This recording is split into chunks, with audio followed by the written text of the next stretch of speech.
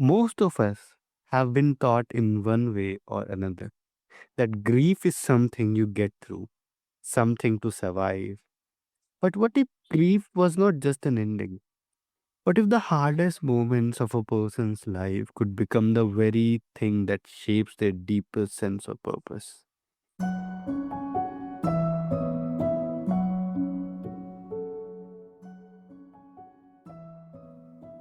Welcome back to Healthy Mind, Healthy Life, the show where we have real, honest conversations about what it actually takes to look after your mental and emotional well being. Not the polished version, but the truth. I'm your host Yusuf, and today I'm joined by Pearly Montagu, a health and wellness advocate whose personal journey through grief and healing has led her to support others in transforming their own pain into meaning and purpose. Today, we are exploring what that journey really looks like and what it can teach all of us about resilience, healing, and the quiet courage it takes to begin again. With that, I welcome Pearly to the show. Mm. Oh, what a kind introduction. Thank you so much for having me. It's a real privilege and a pleasure to be with you today. Perfect. Before we step into the bigger conversations, I'd love to ask you something simple.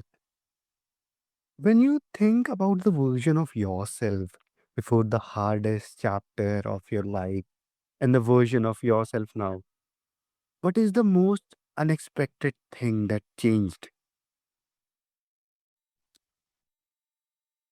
I think I can say is that if someone had said to me 5, 6 years ago that I would be doing what I do now, working in the areas and with the people that I work, and just having this very unusual gift that comes through me, I would absolutely burst out laughing. It's been such a wild, surreal surrender experiment, really. Um, Mm, and yeah, I continue to follow the path of trusting and keep showing up and just praying every day for the things that I'm calling in that feel aligned and that feel important to me. And mm, and then surrendering to the flow of life and just trusting what comes forward, trusting how things unfold. And yeah, I think that's really, um, yeah, I think that's for me. There's a book that I love so much called The Surrender Experiment by Michael A. Singer, and it's such a fascinating story of a guy who was essentially just a hippie in the woods, that like meditating in a okay. community, and he went through this he went through this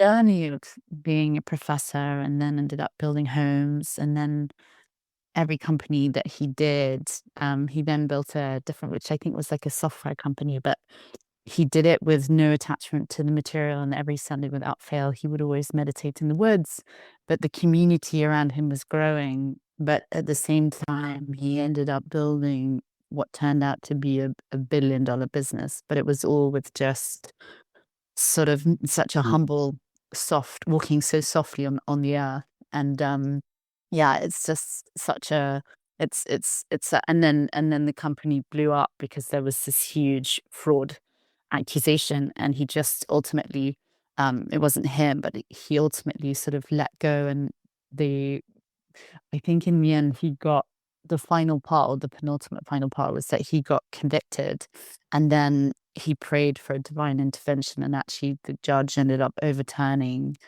so that he was freed, but, and he just stepped back, and but it's such an amazing true story. I would encourage anyone to read this surrender experiment.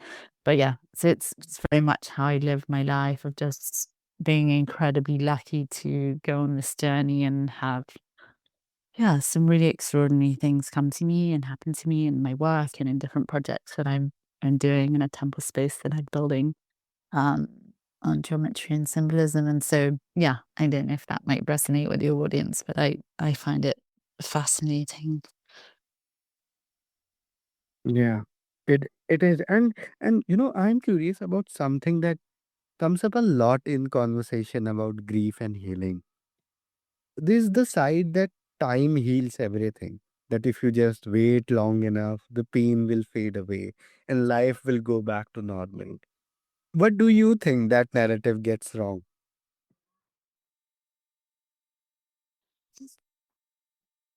I think in my experience, when we go through uh, a chemical toxicity, so living in cities, or an emotional trauma, or a physical trauma, or a mental trauma, what happens is biologically it gets stored in the body, but energetically it also gets stored. And whilst the biology of the body will always work to return to its original design, the energetic trauma also needs its pathway to heal and repair. And what's happened is in a lot of our cultures today, we have lost those daily rituals, things like Yeah. fireside song, dancing, ceremony, ritual, and the like. And so what happens is this trauma gets stored, but it's stored in the body, but it's yeah, it's can be stored over Mm. generations. And so what you can get, which I see regularly, is generational trauma. And so I think time can be a healer, but I've also lived my life by doing the work, and as and when things come up, to continue to support my body to Yeah. release the stories that we're holding. And so, yeah, for me, I would challenge that. I think there's so many different modalities and types of therapies that one can do to support, because you can be dealing with someone who is in their 30s or their 40s or their 50s or something like that. But actually, once you understand the pain that they're in and the kind of the sorrow, you can track it back to when they were a child. And so time can be a healer in some respects, but also there needs to be other sort of layers of support to fundamentally support people to come forward to heal. I don't know if that resonates with you. Yeah. It does. And what you are describing is something I think a lot of people carry quietly. This gap between the comfort others Mhm, offer and the reality of what is actually mhm. happening in. And that gap makes the person lonely in some ways because they are surrounded by people who love you, but they don't really get you. Mhm. Yeah, I mean, I think it obviously depends on the level of emotional intelligence around Yeah. you. And I'm pretty tuned in, and my beloved is highly emotionally intelligent. But then I love there's that expression from Ram Dass, the kind of great spiritual uh, leader that some people resonate with, and he said, "If you think it's pretty family." And for me, it's like, I think, especially our parents, for example, can have such different experiences than we've had, because children should Yeah. always be an evolution of our parents.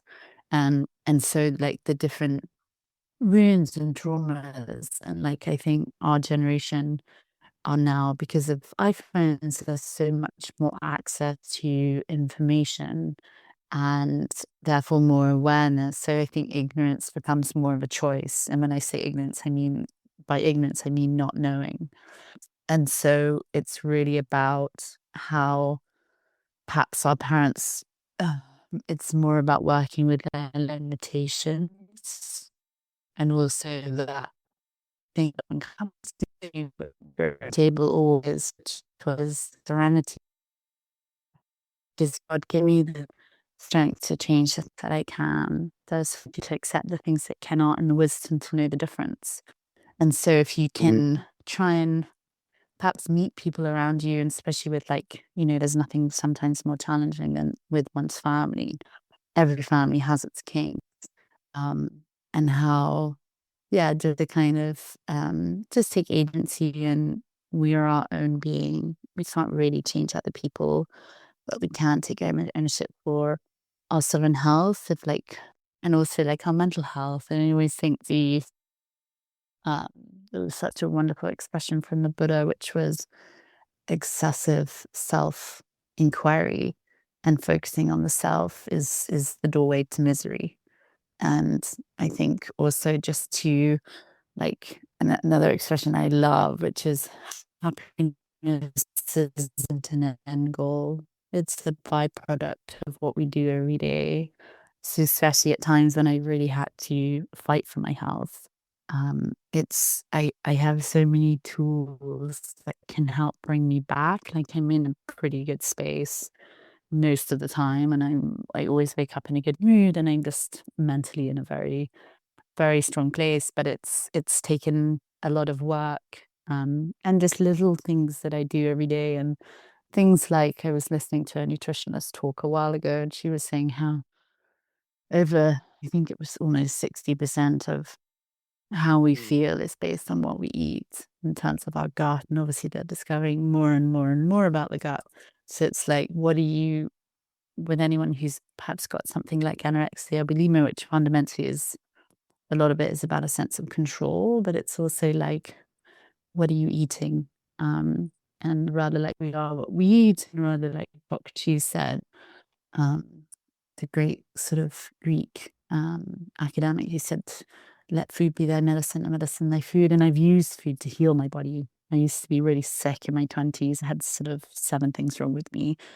And so it's just Mm. like really, I think for me, just having a real curiosity of my mind of just realizing that food made me sick.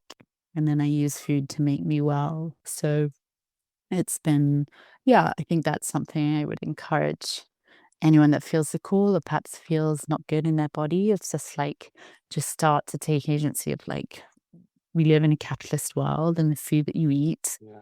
is made by people that have a responsibility to their shareholders, and it's not a responsibility to the consumers. And so they have a bottom line. And that's the structure, especially in America, that I think maybe post-COVID, people are a little bit more aware that the governments aren't just always looking out for our good, and that there's some funky stuff that happens, and there's probably a level of corruption to some degree in every government. So I'm not pointing a finger at one country or at another, but I think there's just a little bit more of a wake-up call because of that COVID, which was a fairly extraordinary social experiment, that I think Mm. my mother's a teacher, and I think community is everything. And we need to be in communities to heal. And I think my mom certainly saw it, just how difficult it was for children to be separated from their peers for so long. Um, and so, yeah, I think it's just to also give all our Mm. talents, have a healthy approach to just questioning and just like, just making sure that you really take that agency to support, obviously, ultimately your sovereign health. I see. But really, healing is not a straight line. There are days when everything feels clear, and then days when comes back, when the old weight returns, and it feels like you've lost the ground. So, for someone who is in the middle of that and is worried that they are doing it wrong or they are not up to the mark and they'll never get through it, so what do you want them to know? I mean, I would say there are things that you can do to change your life, which doesn't include any money. And one of those things that I would say is, and I've read this again and again when I went down such a rabbit hole in terms of a passion for mental health and tools that one could use. And one of the things that just came up again and again is two. One is exercise. if you're feeling Mm. totally awful, just go and do some exercise for 30 minutes and you'll change your state physiologically. But the other thing is gratitude and the power of gratitude. And um, so when we wake up, first thing or last thing, we're in a different brainwave. It's called a theta brainwave. It's how Dr. Joe Dispenza does quite a lot of his work. But it's about um, the first you do when you wake up that I always do. And you can do alone, down on your phone, but said outside as a little prayer. But um, you would say in terms of the things that you're grateful for that are, um, that are like bigger picture things in your life, and then or so for example, for me, it would be I'm grateful for my health. I'm grateful to have, um, a place that is home for me, that's a safe space, especially given what's going on in the world. And then also, I particularly say that when sometimes perhaps I'm in pain. And then at the end of the day, just before going to sleep, the last thing I'll say to my beloved is, what are you grateful that's happened today? Um,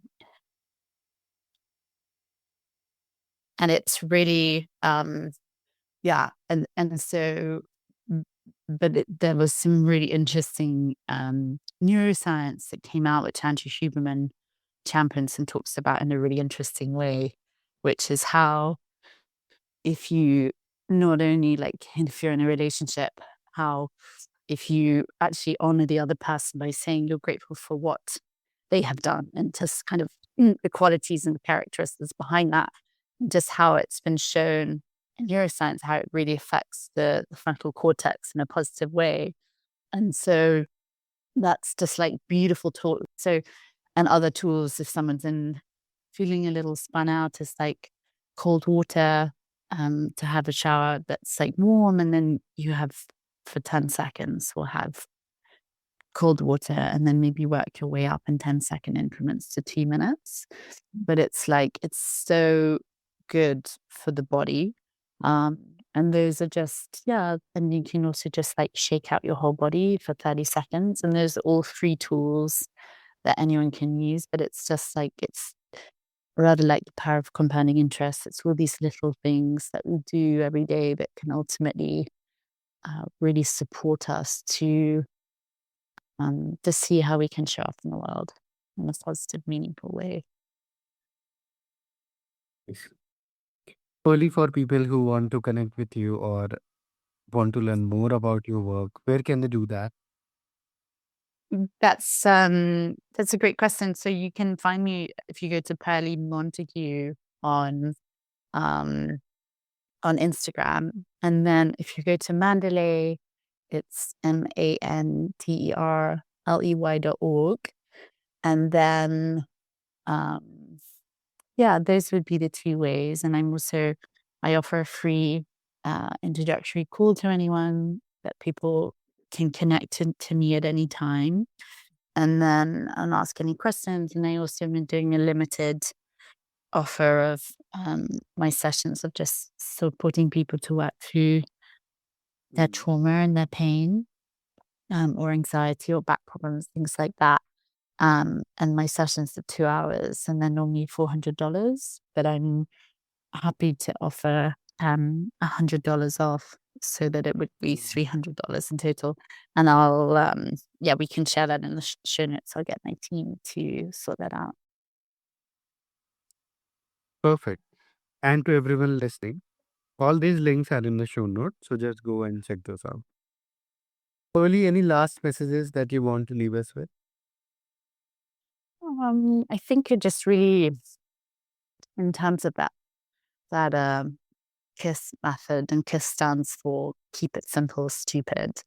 And I think it's really just some of the tools that I gave earlier. Like, if there's one thing to do, it's like just gratitude. think it's just so important just to keep it simple, and it doesn't have to be, yeah, it doesn't have to be complicated and doesn't have to cost any money, but it's the ways that you can really change your life. And yeah, it's something that's accessible to everyone, which I think is so important. Perfect. Pearly, thank you so much for your openness, for your honesty, and for bringing so much heart to this conversation today. Mhm. You're welcome. Thank you so much for having me. I so appreciate it. And to everyone listening, thank you for being here on Healthy Mind, Healthy Life. If this episode reached something in you, please share it because someone in your life might need these words today more than you know. Subscribe wherever you get your podcast, and we'll see you very soon.